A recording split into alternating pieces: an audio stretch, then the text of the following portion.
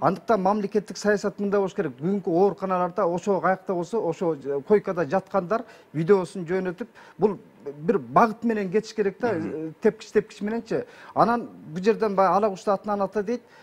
Бүтүн Кыргызстан деп жүргөн жана Адакан Мадымаровдун ушунчалык жоопкерчиликсиз айтып аткандарын карап отуруп, жакаңды уштайсың да, элдин канча проценти публичный личностька көбүрөөк ишенет да.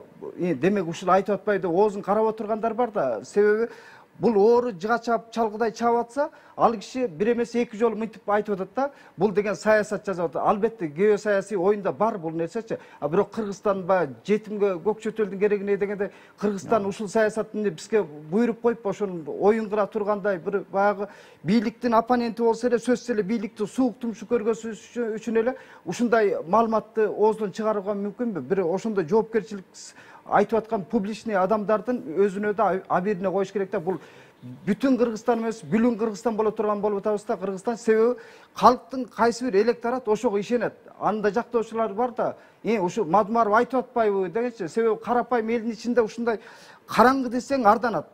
А каяктан уктуң десең элден уктум дейт. Элдин арасында канчалар караңгы. Бизде караңгыл кара таандай каптады да.